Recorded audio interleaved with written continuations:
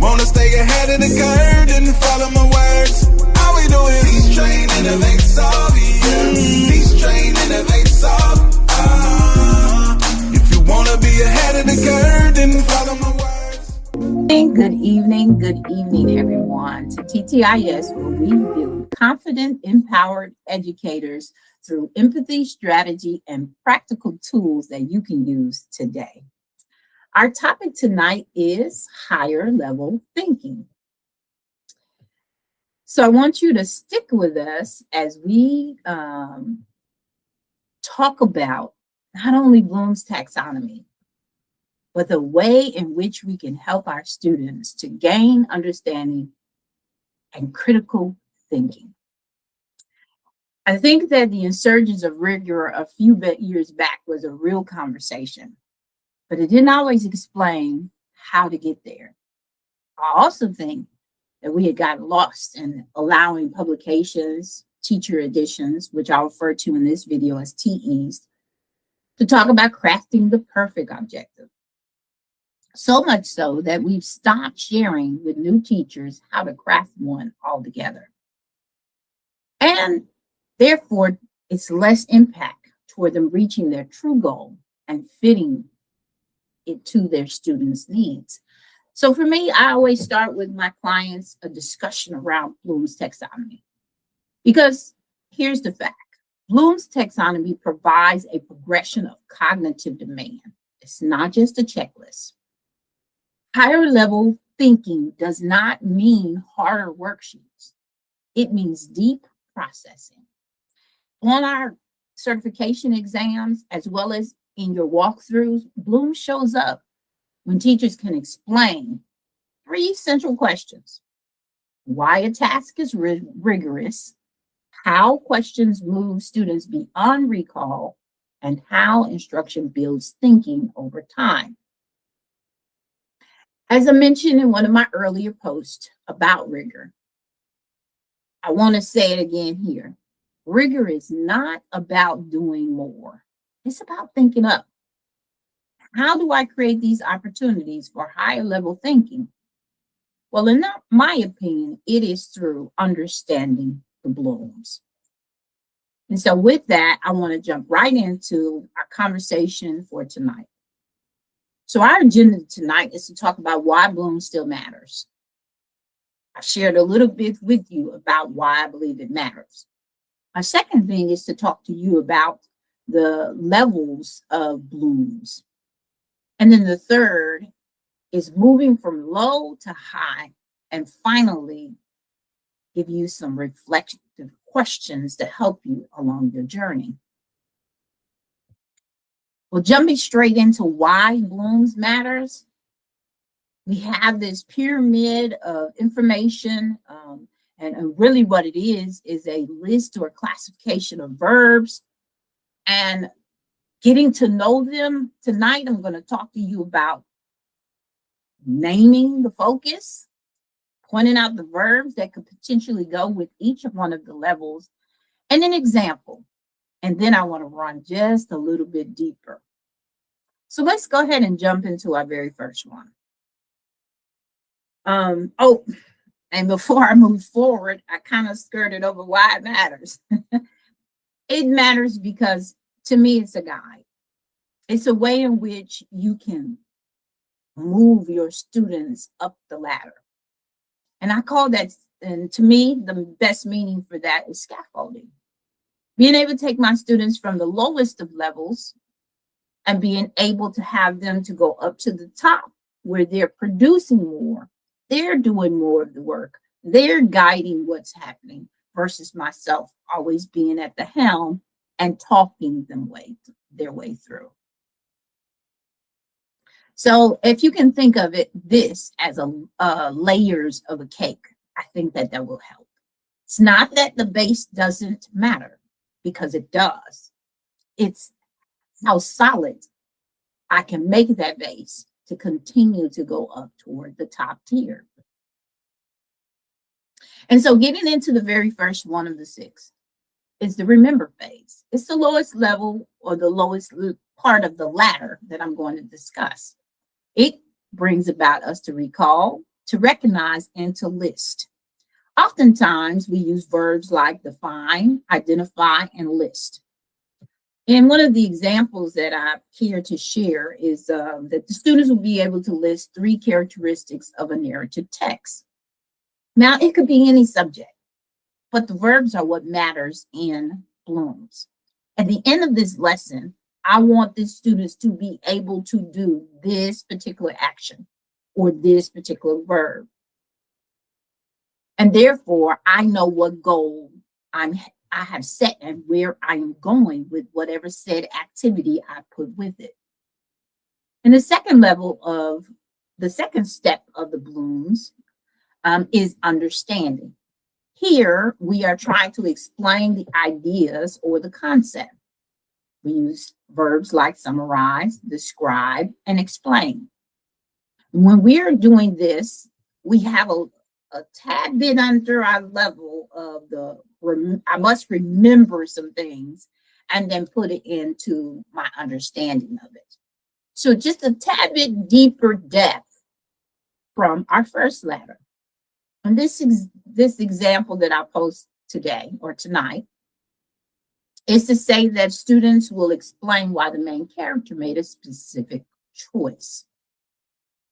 I may or may not go through it all the way through reading. It is, I think, the easiest of subjects for me to be able to progress all the way through. But I will say that this really lines up with the remember. I'm listing the 3 characteristics of a narrative text. I could even be listing the 3 characters from a text as my remember phase, and then getting right into the understanding to explain why the main character made a specific choice. Both remember and understanding accounts for a large majority of our exams. So when your students are taking exams, their remembering and understanding portion is very intricate, but we can't stay there because we get to this next level, and this is where they start to apply. When I'm applying the information, I use verbs like solve, demonstrate, and use. It's the 3rd step of the ladder. Use your knowledge in a new situation. And therefore, I have to use some of my background information that I know already, some of the remembering, some of the understanding, and then apply that to it. And the example that I want to mention here is actually math focus or science focus, depending on the way you write it. And the students will be able to use the formula to solve a real world problem. I am applying this said formula to my understanding, my remembering of the lessons prior and before to apply said skill, being the 3rd level of Bloom's. And I move on to this 4th layer of the cake or ladder, whichever one of the analogies you appreciate most. I then go into analyzing. This is where I break information down and I examine the relationships between things. I'm comparing, I'm categorizing, I'm examining and understanding how things work. If I can analyze, I have really reached a very good level of understanding. Typically at this phase, I can explain it to someone else. I'm beginning to explain it. I won't say there's a deep explanation of it, but I can explain it. So in my example here, I said compare 2 strategies and determine which is effective and why. So if I'm having a discussion in class and I am wanting the students to do that said objective, they've got to know the 2 strategies first. And then they can be able to determine and explain why. Again, another layer of the cake, another step of the ladder for them to be able to move forward and to move up. As I get to the last 2 layers of the cake, you'll notice in the pyramid that it's less and less, but I'm going to say yes, it's less in size, but it's an intensity of what's happening at the top of the ladder of the cake. Here in the evaluate phase, you're justifying decisions or opinions using your evidence.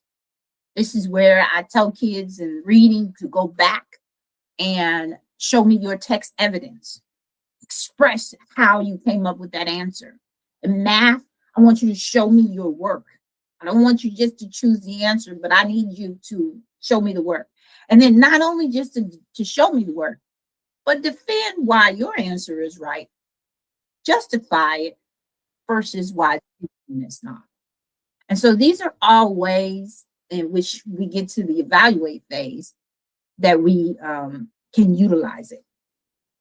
Now I'm giving you some very some general examples with each level, but evaluate and create, those two take the most time to think through. And it also, to me, helps you to allow them to produce something that's original from them. So in our last of the 6 levels of Bloom is to create. I'm producing something new by synthesizing some ideas. It's the top of the ladder. I'm going to design, construct, and develop something.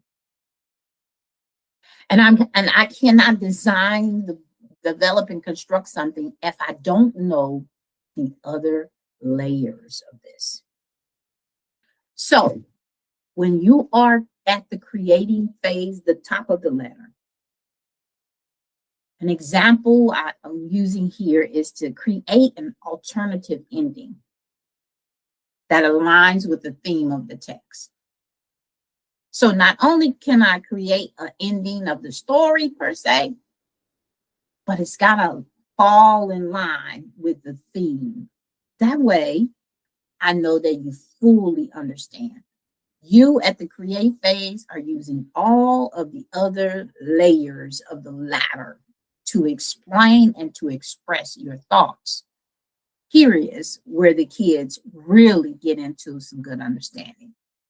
So if the question asks the students to justify, defend, or design, they're operating at the top of the Blooms. And in some studies that analyze the exams that we typically are given to students that have these instructional focus, there's somewhere where the majority of the questions will dominate from the remembering and understanding. Am I telling you to stay at that phase? Absolutely not. Because the deeper that we help our students to be able to apply, to evaluate, and create things, the higher level order that they are getting prepared to understand deeper concepts. Not only that, but you are preparing them. You will have students have career readiness standards that we have to get them prepared for. Remembering and understanding, as I said before, dominates many secondary school exams, and I'll even say elementary too. The research that I found talks about the remembering level being at 29%, the understanding being at 28%, and applying at 14%. Those totals at the first 2 levels are about more than half of the test. But also remember that there's another 40% of the test that needs to be taken. And they often lie in the analyzing, evaluating, and creating. Those levels are just, as I said before, as important. But I also think that we don't always expose our students to those last 3 levels at the pace and the rigor and the quantity, that's the word I'm looking for, as the others. So now, how can I move the ladder? How can I get them to a higher level of thinking, in particular, without rewriting the entire lesson? And I'm going to say that the best way is to increase rigor is through your questioning, your task design, and your student interaction. So there's ways in which you can definitely get them to a higher level. I always said for my own for my own self and for those that I'm coaching or training, that you want to make sure your students make a year's growth. They don't always come to you on grade level, but your responsibility is a year's growth. That means that I have so many minutes, I've got to make every minute count. And one of the best ways is talking about questions on, per se, I say question ladder. We start with a recall and then we intentionally move upward. And depending on you and your knowledge of your students, you already know they have the recall under their belt. It's time to start starting at a different level and not waiting or rising at a slow pace. So questions like what happened? Why did it happen? What would change if said thing changed? And I'm not going to spend a lot of time on the questioning strategies, but we do have an in-depth video that I've done before about questioning strategy. But today I'm only going to briefly mention it. I'll be sure to either include it somewhere here or at the end of our presentation. The second strategy is task revision, and I'll say not replacement. I want to go from this worksheet to a discussion with justification. I want to go from an exit ticket to an exit ticket plus reasoning. I want to go from multiple choice to multiple choice plus explanation. All of these are ways in which you can revise the assignment.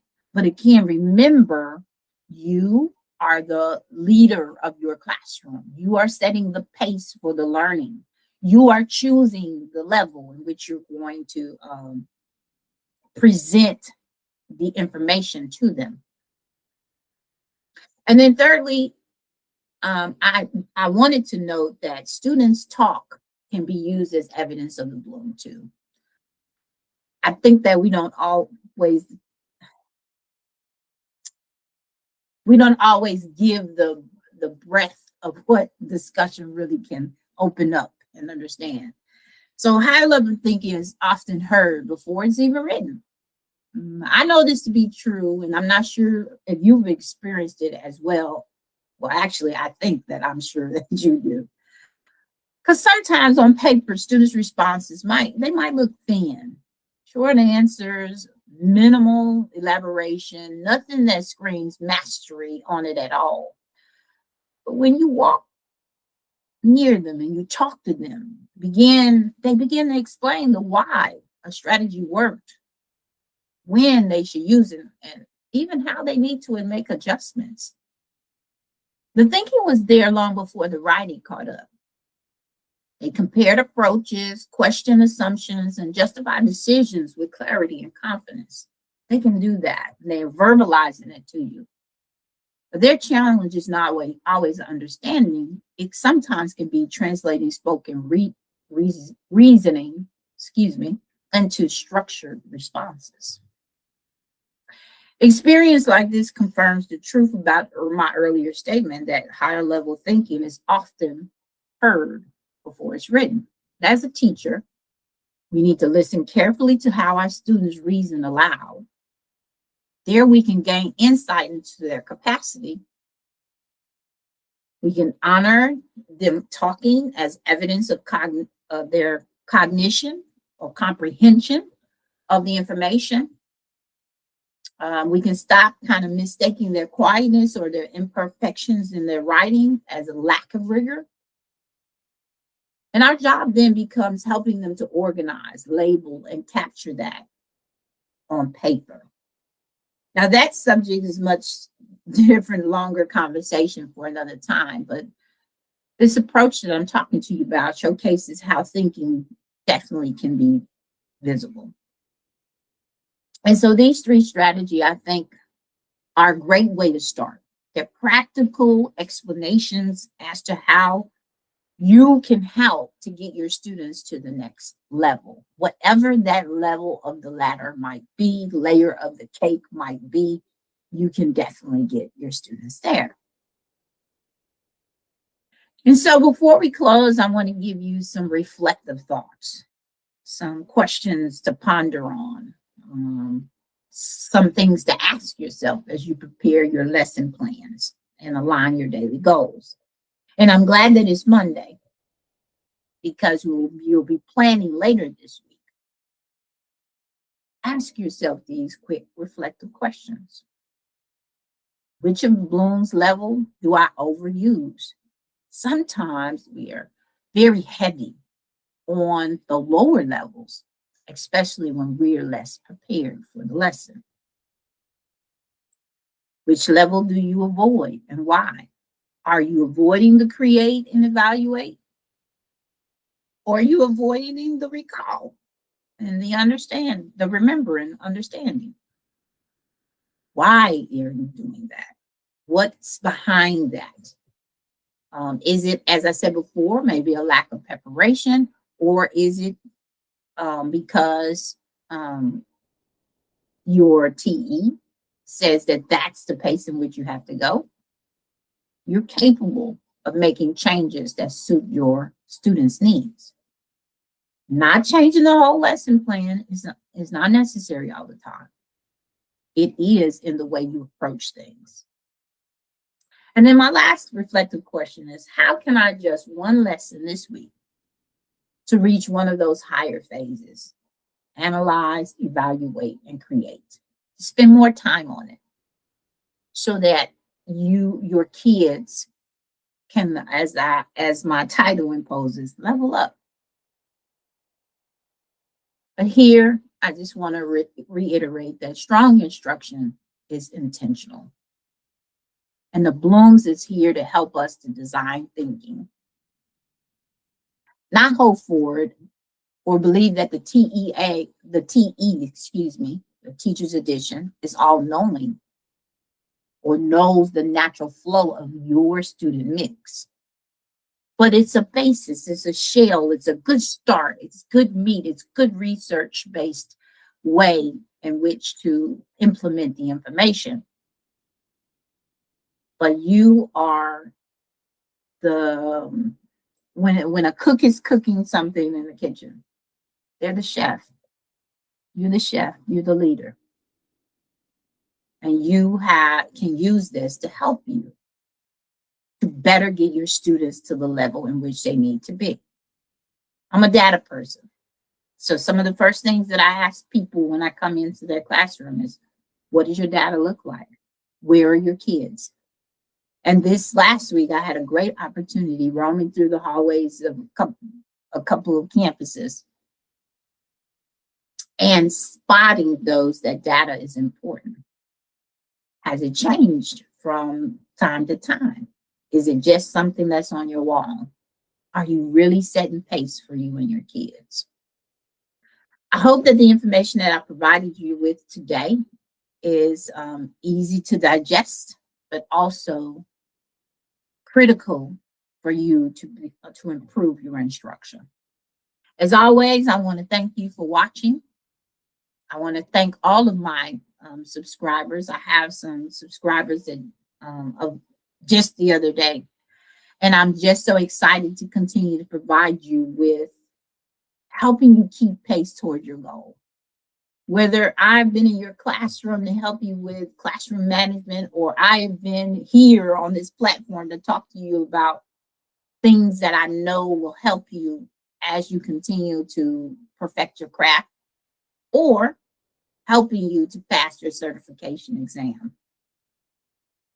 I am grateful for this opportunity. I don't take it lightly. I want to continue to help to support you. And one of the ways in which we have our support for this month is a webinar that we'll be hosting called A Walk Through the Competencies. It's something that I do annually, but I think I'm going to do on a more monthly basis. And it will be held, I got tongue-tied there, this coming January 22nd at 6 p.m. If you would like to know more information about it, of course, visit our website, join our mailing list, and we will send you some information. But if you have questions about what we talked about tonight, please leave them in the comments. Love to chat with you. I don't have our email up today, but it is info@ttinnovate.com, where you can send us messages and we will be happy to help you. And as you know, our hashtag is still the same, just a new year tagged on it. Don't let the year get away from you, though. At hashtag Crush Your Goals 26. All right, everyone. Have a great evening. I'm signing off tonight. My name is Tamara Gibson. I'm the CEO of TT Innovative Solutions, and we are just glad that you made it here to our channel. Good night. See you next Monday.